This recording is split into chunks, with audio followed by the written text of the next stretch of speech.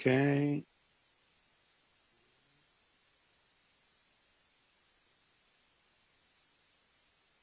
If you eventually can just a little bit down a little bit more in order to take away the space. Yes, that's very, very good. Thank you so much. We are very close to the beginning.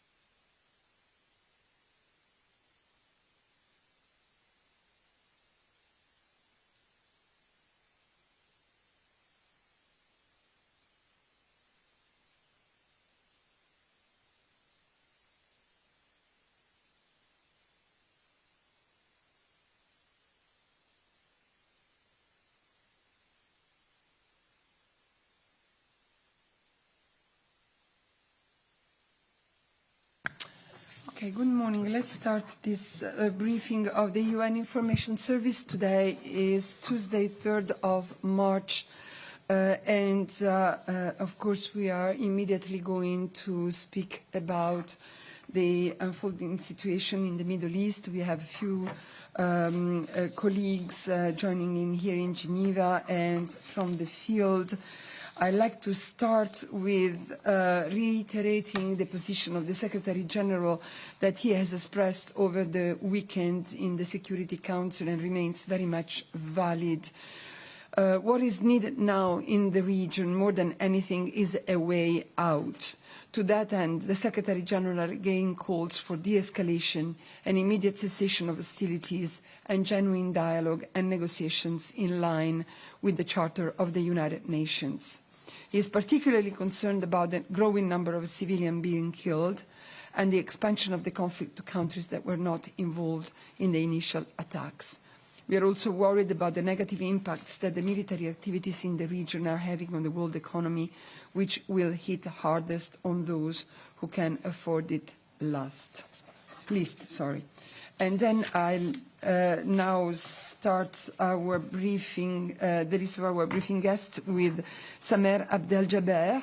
Samer is coming to us from Cairo and is the WFP Regional Director for the Middle East, North Africa and Eastern Europe. And Samir, you're here to tell us about the humanitarian impact of ongoing military activities in Iran and the region. I give you the floor for your initial remarks, please. Thank you very much, and good morning and Ramadan Mubarak to all of you. Well, the situation is evolving very rapidly and often little warning that we're coming our way, driven by the security developments that are fast-paced. We remain as WFP operational, ready to scale, and at the same time positioned to respond to the growing needs in the region.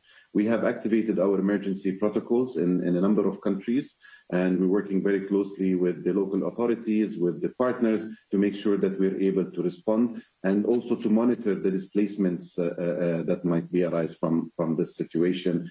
Those include countries like in Iran itself, Turkey, Iraq, Syria, Lebanon, Jordan, Yemen, and Palestine and Armenia. Those potentially are countries that could be impacted, and you will hear later from my colleague in Afghanistan, because that will have an impact also on the corridors that are reaching Afghanistan.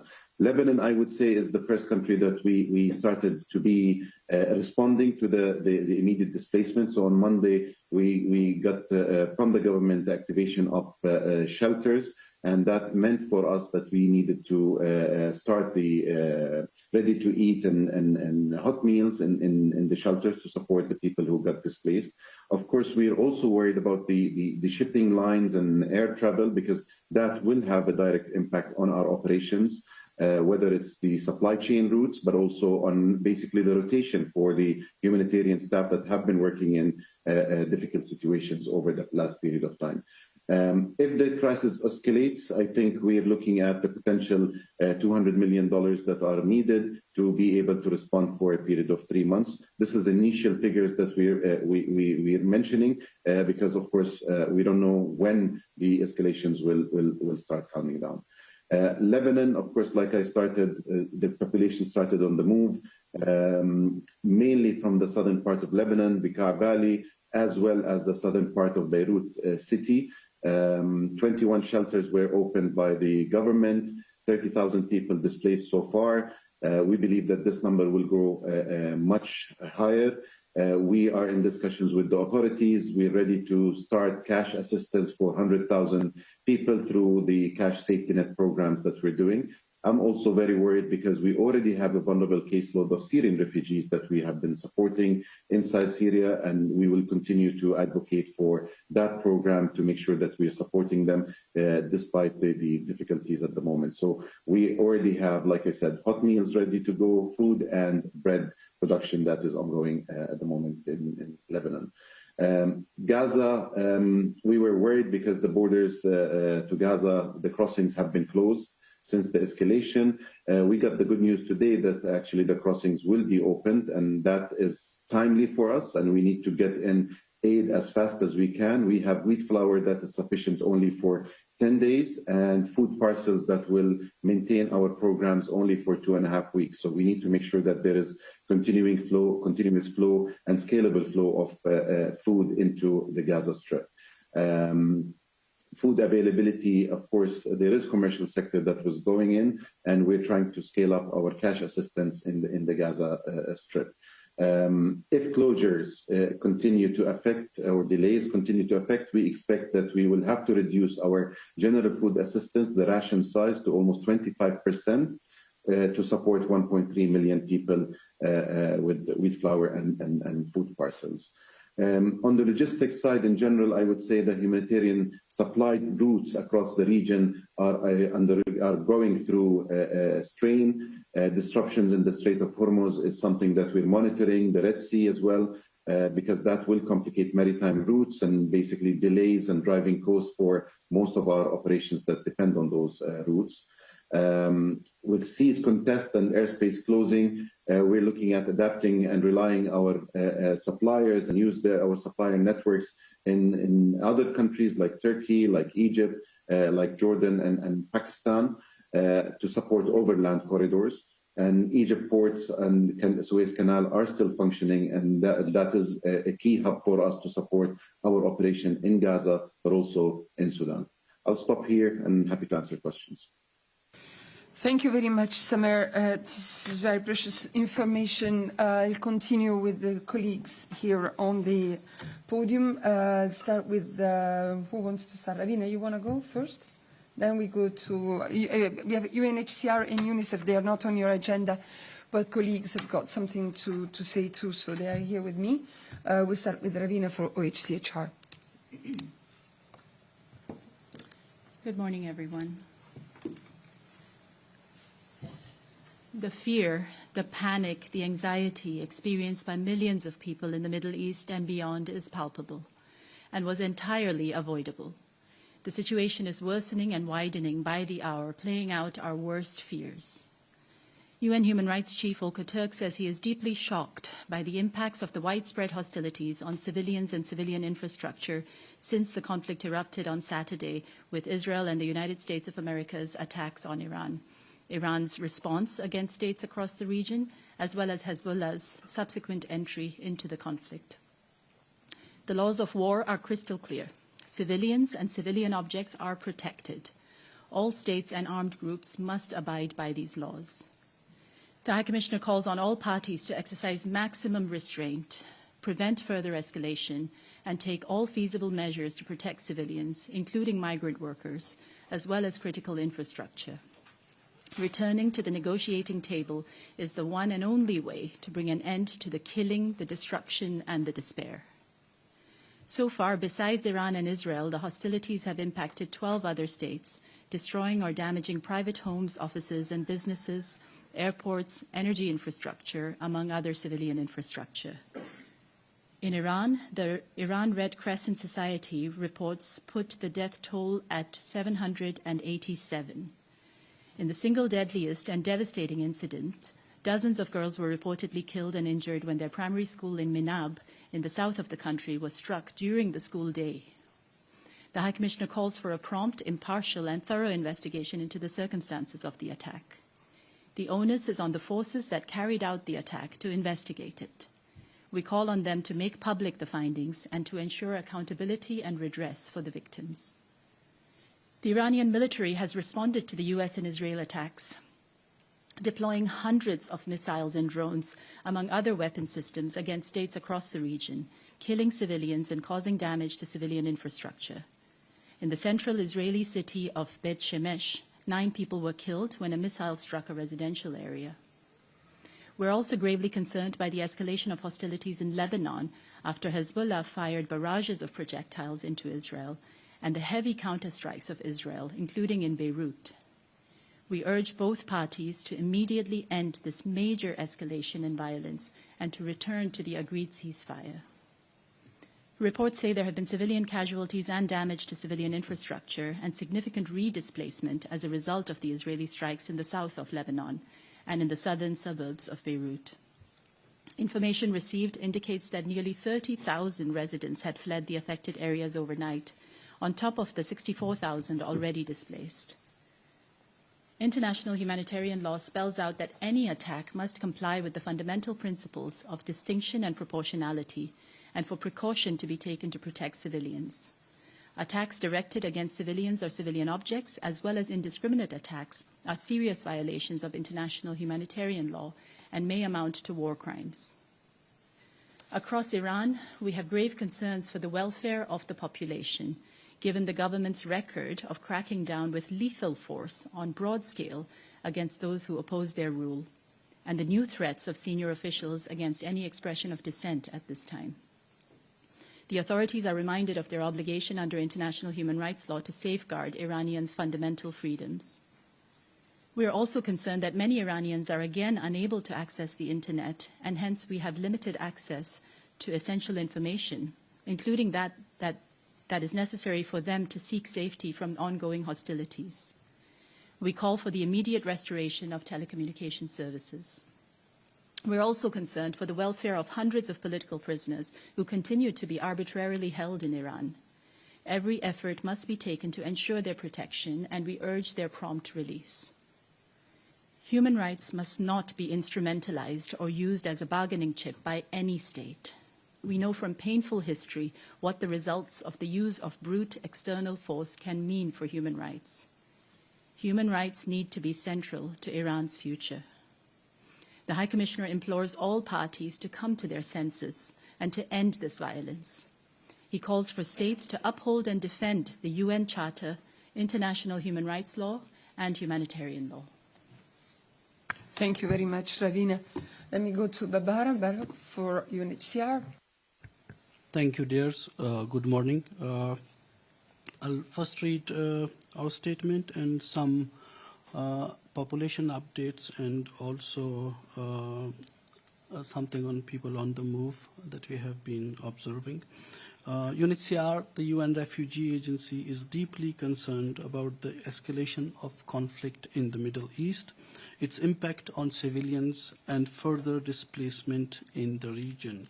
Many affected countries, as you know, already host millions of refugees and internally displaced people. Further violence risks overwhelming humanitarian capacities and placing additional pressure on host communities. We echo the UN Secretary General's urgent calls for dialogue and escalation, respect for human rights, the protection of civilians, and full adherence to international law. UNHCR is ready to scale up its humanitarian response as needed. Inside Iran, UNHCR is the largest UN agency with presence in Tehran and other field offices. Apart from Tehran, we have offices in Mashhad, Kerman, Shiraz, Isfahan, and Dohran. UNHCR, according to our updated figures, Iran hosts 1.6 million refugees and other people in need of international protection. In Iran, UNHCR works to support the government in maintaining inclusive services such as health, education, and social protection, promoting self-reliance of forcibly displaced people, and providing individual support to the most vulnerable. UNHCR continues assisting and supporting refugees, however, with some reduced operational capacity. UNHCR is closely monitoring developments at this time in terms of population movement. There is no significant movement across the border with Turkey or along the Islam-Kila border between Afghanistan and Iran. Just to complement of what colleagues were saying on the situation in Lebanon, heavy displacement is being reported across parts of southern Lebanon, the Bekaa and southern suburbs of Beirut, after Israel issued evacuation warnings to the residents of more than 53 Lebanese villages and intense airstrikes across all three parts of Lebanon. As of yesterday, the conservative estimates suggest that nearly 30,000 people were hosted and registered at collective shelters. Many more slept in their cars on the side of roads or were still stuck in traffic jams on the roads leaving the south to Beirut. Many families are leaving by car and by foot with limited belongings and seeking safety in other areas, while many have spent their night in their cars, as mentioned, remaining uncertain where they will stay. UNHCR has, since early morning, mobilized its resources to be able to respond to the emerging needs in coordination with the Lebanese government, including their disaster management unit and our humanitarian partners. We are prepared to scale up assistance as needed. As you heard the call, civilians must be protected at all times. We reiterate the urgent need to protect civilians and civilian infrastructure and ensure safe access for those fleeing and facilitate safe and unhindered humanitarian access to people in need. UNHCR is closely monitoring the situation inside the country and coordinating and collaborating with the authorities there.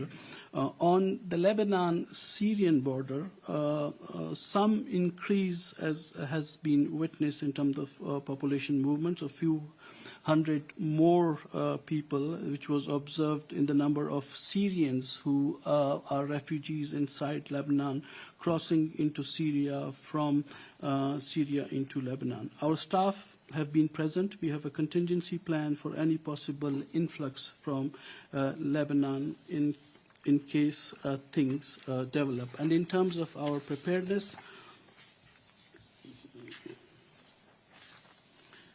UNHCR's emergency supplies are available for rapid deployment from UNHCR's global stockpiles.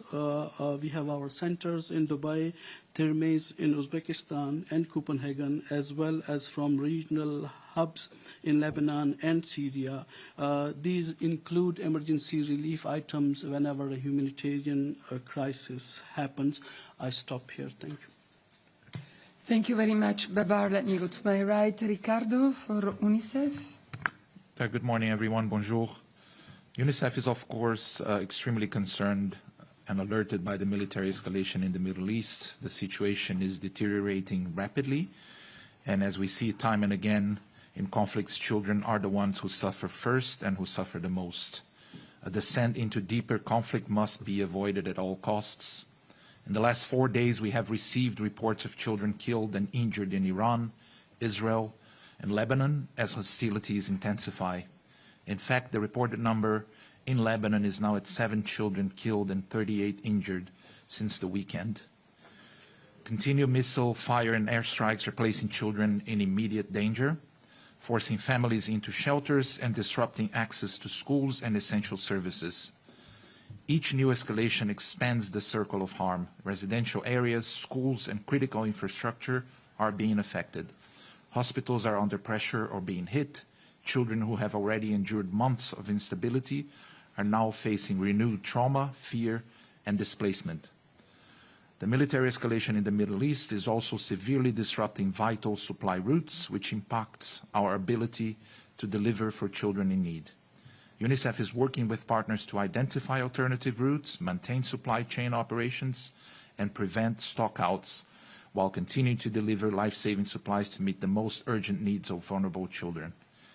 We reiterate, of course, the SG's call for an immediate cessation of hostilities and de-escalation, and all parties to return to the negotiating table.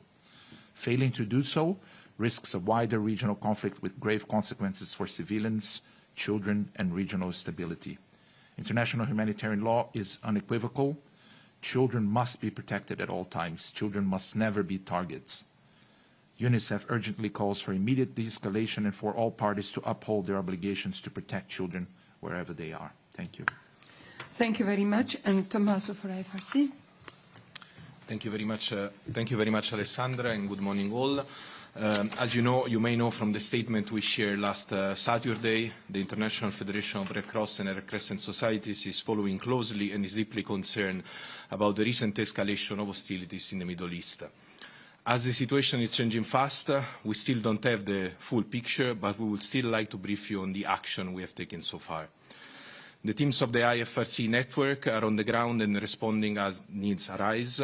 We are working with the affected national societies to support a timely humanitarian response and ensure we can augment their capabilities. The safety and protection of humanitarian workers must be prioritized above all during this challenging time to ensure that they can safely carry out their humanitarian mission. The IFRC has activated every level, from global to regional and local, to ensure coordination and readiness to respond, including IFRC logistics pipeline and prepositioning of humanitarian goods. We have immediately activated our Disaster Response Emergency Fund, the IFRC DREF, allocating 1.5 million CHF to support the response in Iran. The Iranian Red Crescent Society has mobilized its network of volunteers and staff.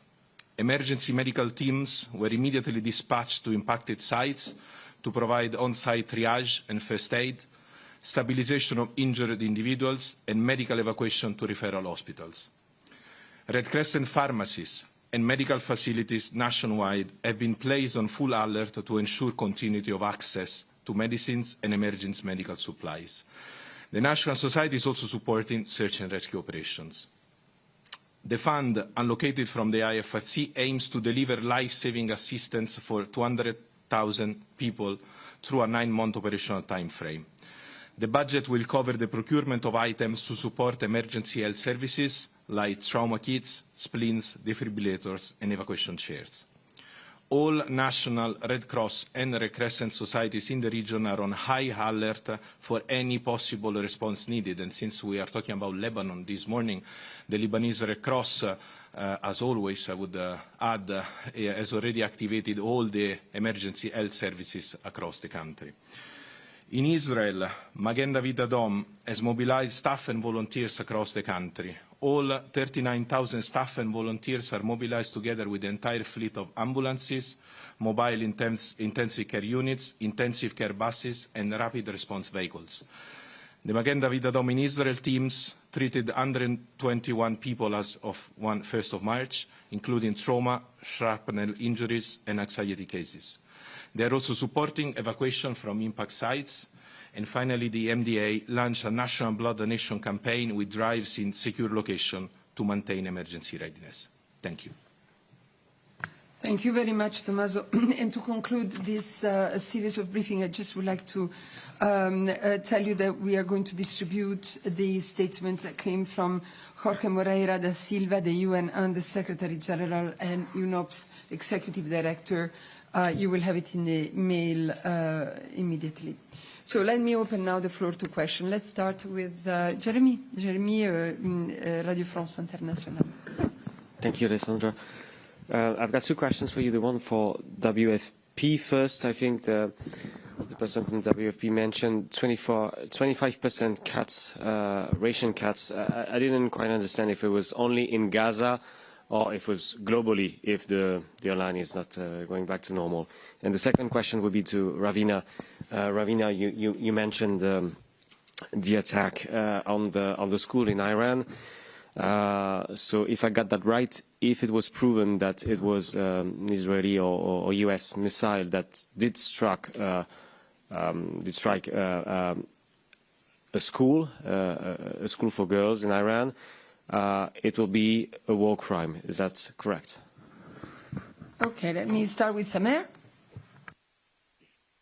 Yeah, thanks, Jeremy, for the question. Yes, 25% of daily needs of food for the people inside Gaza that we would be forced to reduce to if we're not able to get the food levels up to the level required in Gaza Strip. So when the ceasefire happened, we were able to provide 1.6 million people with 100% of their daily food needs. And now gradually we're decreasing to almost 50%. And now if the access is not fully back as required, we will go back to 25% of daily needs. Very clear.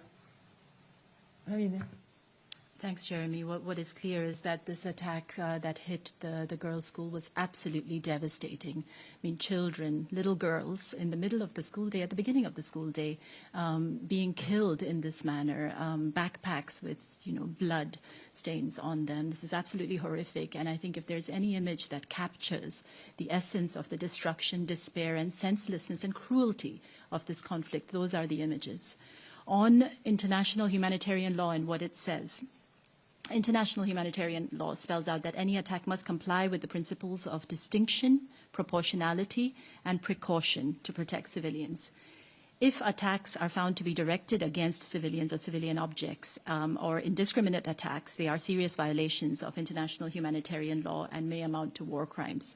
On this specific incident, we don't have enough information to make a factual determination of what happened. And as I said in my statement, the onus is on the parties that carried out the attacks to properly investigate it, and not only investigate it, but to make sure that the results of any investigation are made public and that there is accountability and redress for the victims. Indeed. Other questions in the room? No, I don't. Yes, Emma, Reuters. Good morning. I was wondering on the death toll for Iran, which you mentioned, Ravina, since it's coming from the Red Crescent, Tommaso, is that something that you can confirm, actually? And also on your office, the Iranian ambassador yesterday at the Human Rights Council was talking about an attack on your office. Could you just clarify exactly what happened in Iran, what was hit and what was the damage and who did it? A question for WFP, please, on Gaza. I believe you mentioned crossings, plural, for Gaza that will open again. Can you just say which ones and when they will open? And could you elaborate a little bit more on the supply chain challenges with the disruptions to shipping routes and air travel and so on? How could that impact other people suffering from hunger around the world? Thank you. Tommaso, you want to start? Sure. Thank you, Emma, for your question. Unfortunately, as I said at the beginning of my speech, we still don't have the clear picture, so we are still clarifying all the different information with the national society colleagues and relevant colleagues, and we need also to take in account that communication is a huge, immense challenge at the moment in Iran. So what we know is that Iranian Red Crescent teams, for instance, were deployed in the site where the girls' school was attacked, but then we still don't have all the proper information to talk about the different incidents. Thanks. It's the same. I mean, we saw a video where basically, I mean, I think that is public domain, and maybe you also saw it with some Iranian Red Crescent colleagues and the Iranian Red Crescent emblem in the building, with some smoke behind the building. We know surely that, I mean, we understood this morning in a very short communication that we had with our head of delegation that they had some issues to the office, like windows broken, so basically not being able to enter and to work from the office. But this doesn't mean that we are confirming that there was an attack or not. We are still verifying all the information. Thank you, Tommaso. Sameh?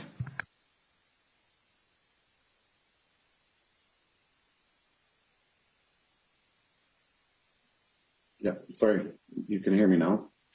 On the Gaza one, it's one crossing I'm aware of that was announced today, Kerem Shalom or Kerem Abu Salam. That's the only one that today we get the news from the Israeli side that they will allow humanitarian aid. We'll be checking with the team if the manifests and the trucks calling forward will happen starting today or tomorrow. So that's the only crossing I'm aware. On your point on the impact, I think it has impact across all the operations that we are running. One, predictable funding. There is a need for predictable funding, especially in times when growing needs are coming into the additional caseloads of people that we need to serve. We are already underfunded in the majority of the 8 or 9 countries that are impacted now. We already have, like the colleague from UNHCR said, the refugee populations that we were announcing actually this week, that we have to suspend operations for them in places like Jordan and potentially Lebanon. So we are strained with funding resources. The other thing is, of course, the length and severity of this crisis, and of course, how it will impact people movements and the numbers of people that will have to leave their homes will have a direct impact on us as humanitarians. And with the access to the Strait of Hormuz or the Red Sea, we saw it previously, those impact on supply chain and supply chain routes have immediate impact on the prices, because definitely the markets will be affected, not just by the fuel, but the food prices will be affected. Insurance for actually moving of commodities across continents will be affected. So we'll be really putting additional pressure for us to really support those people that we need to serve. Yeah. John. Yes. Sorry, John Zarokostas from morning. 24 and The Lancet. Good morning. I was wondering, I see Tariq in the crowd, if there is any information from the WHO country rep in Tehran. There have been reports that 9 hospitals have been hit, 5 in Tehran and 4 in regional cities. And Tommaso, there have also been reports that the IRCS Rehabilitation Center was hit in Tehran. Do you have any confirmation? Thank you. You want to start answering, Tommaso? And Tariq, can you come, please? Yeah, thanks, John, for the question. I think my answer is kind of the same as before. We have been seeing some photos and videos also about this rehabilitation center, but we still cannot confirm what has happened and how is the situation there. Thanks.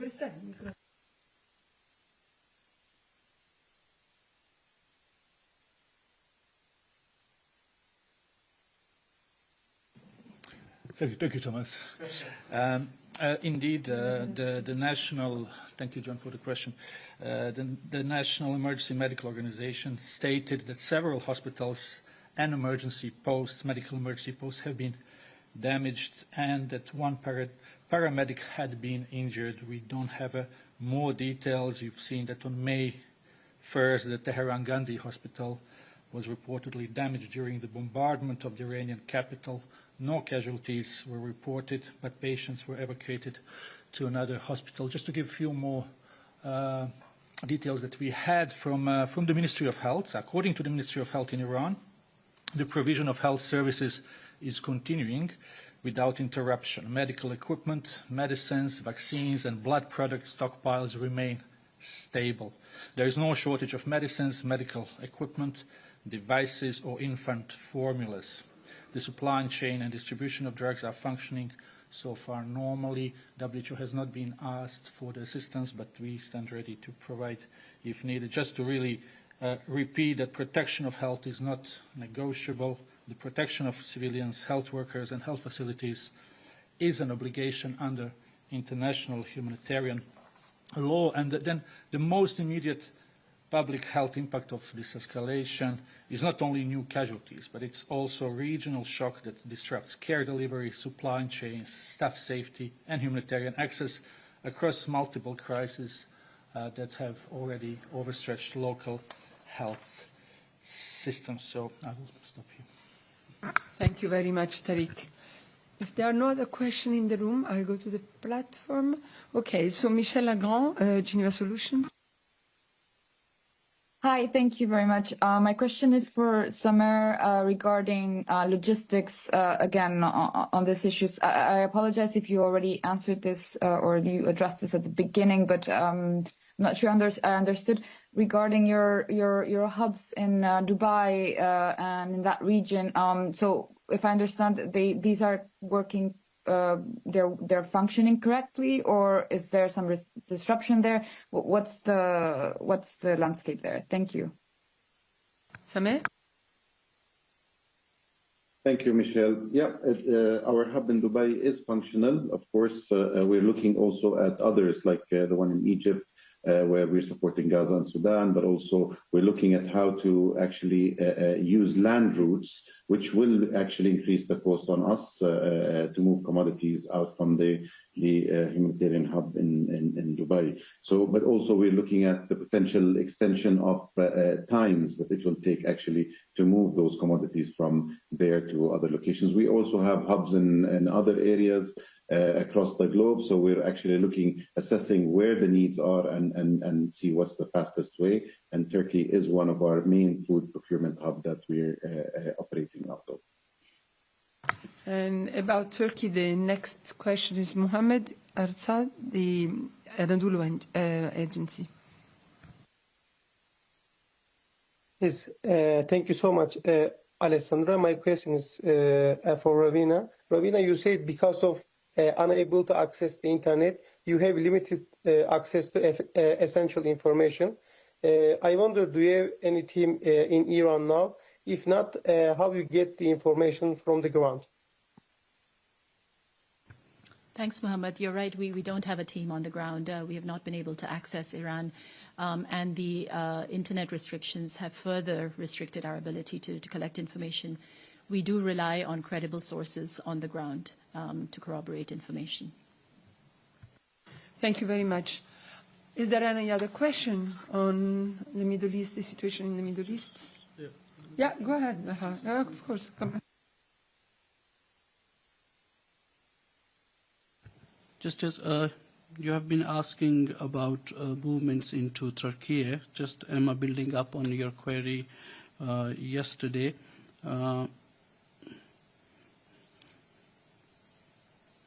We as UNHCR understand that procedures and authorizations on both sides of the border between Iran and Turkey have been adjusted between 1st and 3rd of March. UNHCR has staff present in the area and is monitoring the situation with regard to cross-border movements, and we are in contact with relevant authorities and partners. We understand that on average, daily crossings at the Turkey-Iran border are typically in the range of 2,500 to 3,000. The buses that have been reported are present at the border are part of the regular logistics arrangements to facilitate onward transportation from the border areas. At present, based on what our teams observe, movements at this crossing point remain within the usual range. Thank you very much for this complement of information, Babar. So I don't see any other hand up. I'd like to thank all the colleagues who have participated or briefed on this matter. Yeah, you have a follow-up? Go ahead, and then, yeah. Thank you. Just, I take your point about within the normal range, but just what are the adjustments that you referred to on that border crossing? What has changed since February 28th? Thank you. Sure. I can double check on that. I understand the procedures that were earlier in place to allow people move both ways, those are the ones that have been adjusted since 1st of March to the 3rd of March. Thank you very much. So let's close here. This topic is a very important topic. I'd like to thank very, very much Samer Abdel-Jabbar, to Colleen from Cairo to tell us about the work of the World Food Programme in this dire situation, and also all the other colleagues who were here with me and UNOPS to brief the journalists here in Geneva. Please, we, of course, will continue monitoring and briefing you on the situation in the Middle East as it unfolds. And I'd like to ask Babar to stay on the podium because we remain with WFP, but we go to another subject, which is Afghanistan. And again, Samer, thank you very, very much for briefing the journalists in Geneva. So, I'll now go to John Ailiev, who is the World Food Programme Country Director for Afghanistan. John, you are calling in from Bangkok, if I understand well, to tell us about the impact of the violence, escalating violence at the Pakistani border and Gulf instability on your operation in Afghanistan. And then we will hear from UNHCR. It was not on your agenda, but Babar also has something to say about Afghanistan. So let's start with you, John. Thank you. Thank you so much. I'm calling in from Bangkok because I was stranded when Dubai closed down. I'm fortunate to be getting back tomorrow to Kabul.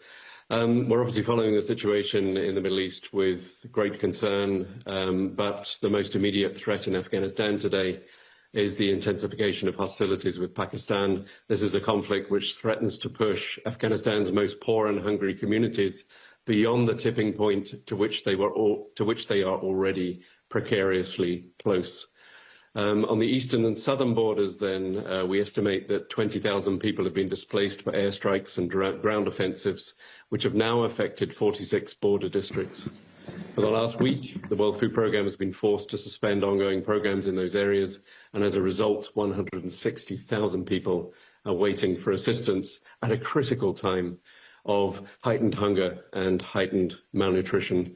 Within this number are survivors of the devastating earthquake, which you'll recall took place on the 31st of August last year in Nangarhar and Kunar provinces. These people have lost loved ones, homes and livelihoods to the earthquake, and now they sit within the strike zone and are being forced once again to move.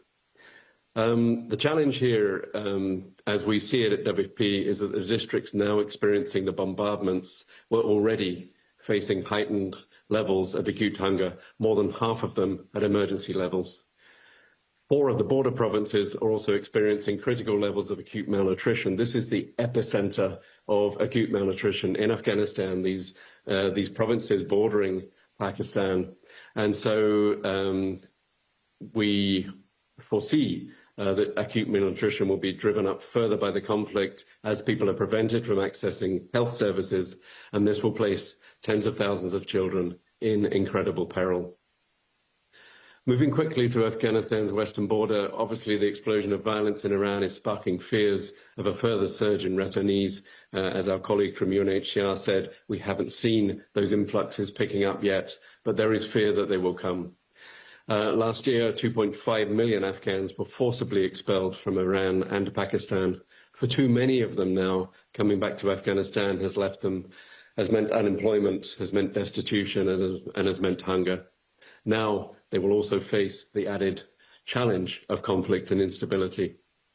A couple of weeks ago, I had the privilege of meeting one of these returnees, a really nice chap called Saeed Aziz, 36-year-old, 4 children. Saeed was working in a factory in Iran and was expelled a few months ago. In Iran, his wage wasn't good, but he was able still to feed his family. Back in Afghanistan now, he has found himself with no home, no work, and having no more than a meager meal a day to offer his wife and children. But Saeed is one of the lucky ones because he has managed to be included in one of WFP's food distribution programs, at least for now. WFP rations have been reduced amid cuts, so what we're providing him with does not cover the needs of his family.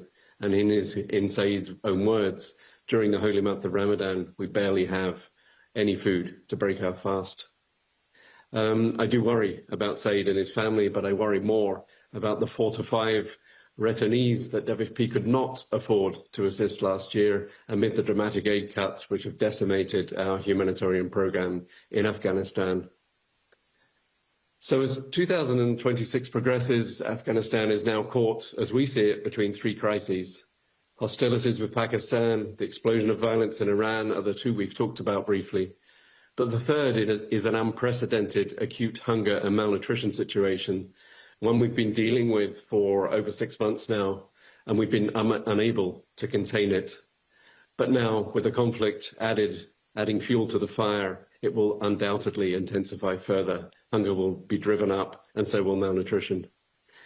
We need your help to remind the world that Afghanistan remains one of the world's most severe hunger hotspots, with 1 in 3 Afghans, 17.4 million people, in other words, in urgent need of food assistance. Acute malnutrition among children is soaring. Last year, we saw the highest surge ever recorded in Afghanistan. And this year, a staggering 3.7 million children will need malnutrition treatment this year alone. These numbers are high enough in themselves, but what makes this crisis in Afghanistan unprecedented this year is WFP's inability to respond at a level which is anywhere near adequate. This winter, a time when hunger peaks and child mortality peaks, WFP is unable to feed 9 out of 10 Afghans experiencing acute hunger. And what worries me even more than that is that we are turning away 3 out of 4 children who desperately need treatment for acute malnutrition simply because we do not have the funding to assist them. And WFP, the largest humanitarian organisation on the ground, has the capacity and frankly we have the grit to step up and respond in these new challenging circumstances, but what we don't simply have is the funding to do so.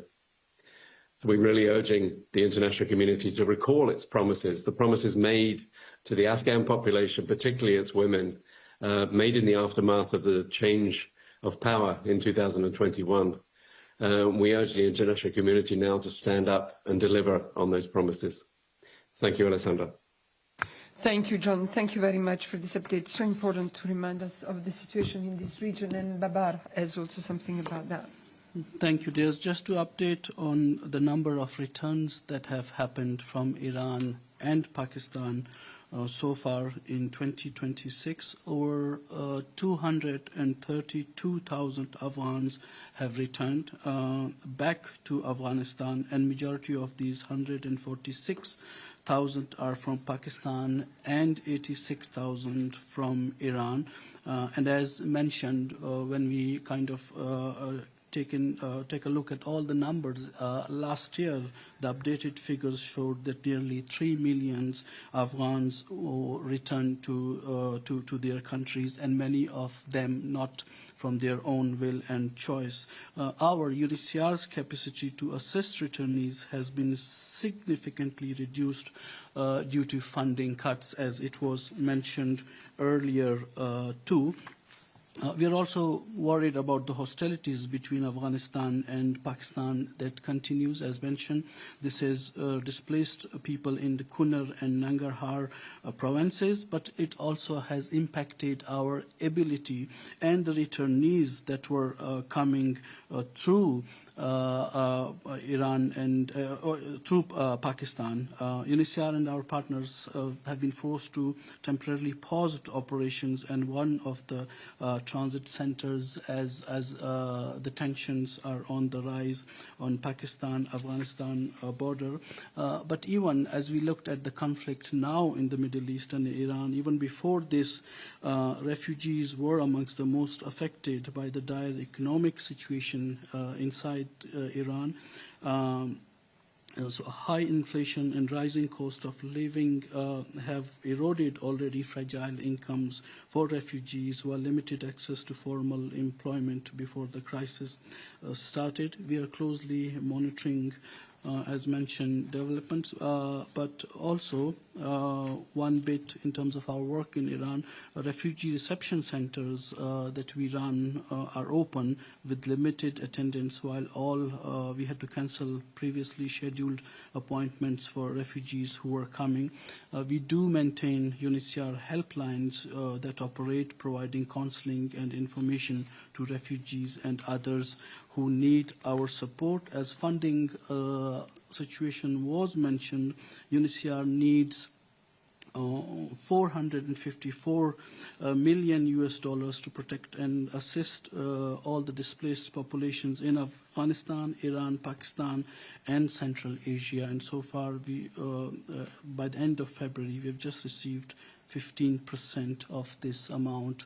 We do need more resources to respond to the evolving situation in the region and for refugees and displaced population. Thank you. Absolutely. Thank you very much to both briefers. I'll open the floor to question, if any, in the room or online. Nick Cumming-Bruce, New York Times. Yeah, good morning. Thank you for the briefing. You said tens of thousands of children are in incredible peril. I wonder if you could just enlarge a little bit on what is the scale of need among children and the broader population. And you referenced child mortality rising. Do you have any indication of how many children are dying as a result of this crisis? John? Thank you. Thank you for the question, Nick.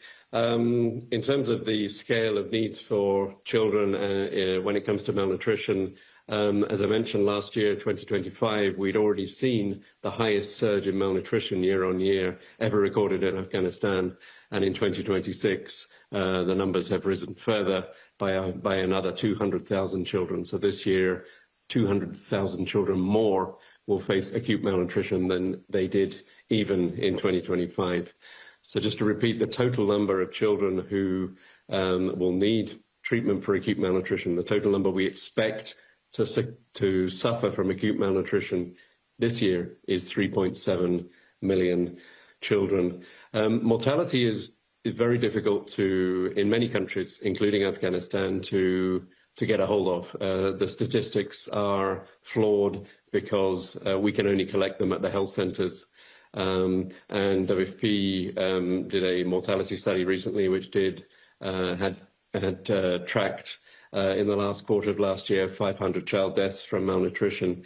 But the fear is not children dying in the clinics. In a way, once you come to a clinic, at least you have chance of receiving healthcare and assistance from organisations like WFP.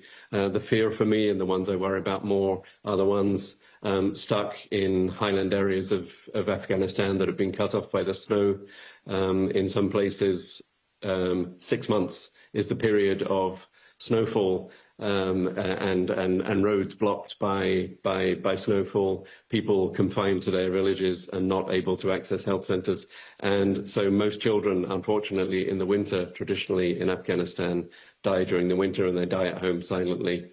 What I fear this year, given the overall economic situation, which going into winter was dire, given the drought, the returns, the loss of remittances, given the massive cuts in food assistance, which we had last year, and given the fact that during this winter, WFP is only able to reach 2 million of the 17 million people who need food assistance. Given all of that, what I fear is when the snows melt at the end of March or in April, we will find that there have been a very high toll of child deaths in the villages.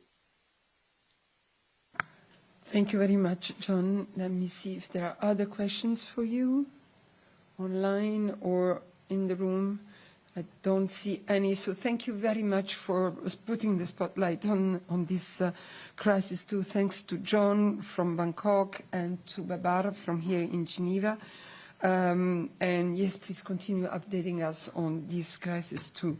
And now let me go to our last but definitely not least speaker from WHO. We have the pleasure to have with us Tariq and Dr. Shelly Chada, who is the WHO team leader for eye, ear, and oral health. And while they are coming to the podium, I'll ask Rolando to come and replace me. Unfortunately, I have another meeting. I'll leave you in Rolando's capable hands. And I give Dr. Chada the floor. Thank you for coming every year to tell us about the situation of these pathologies. Please. Unless you want to start. Okay, please. Thank you.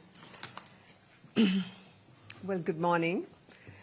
It seems a strange time to be talking to you about hearing health and the problems of children who are deaf and hard of hearing.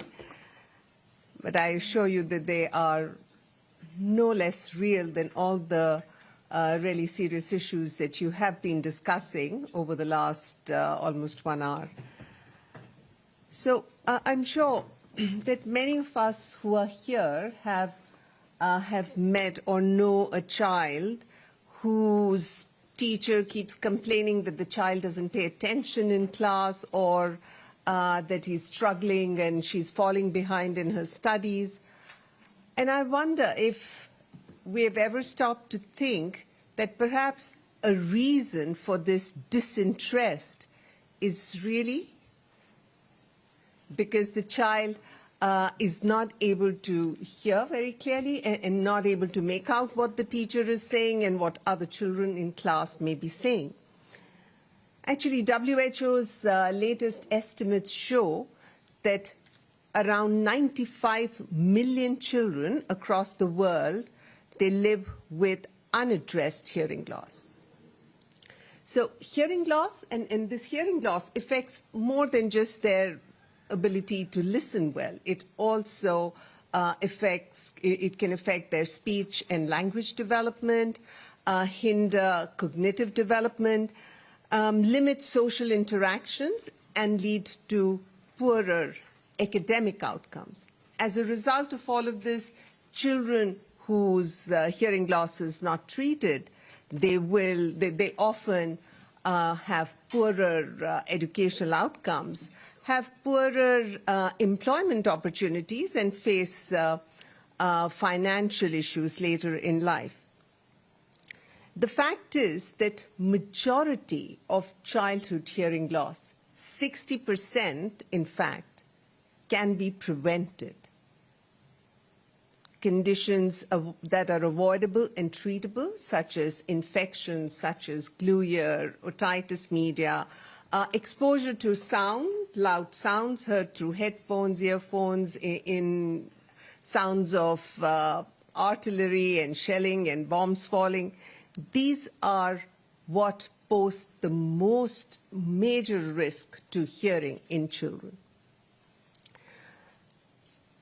And those who do develop hearing loss, they can benefit from effective and cost-effective treatments that are available, such as access to medicines, to surgery, ear surgery, hearing aids, implants, therapy, and where required, sign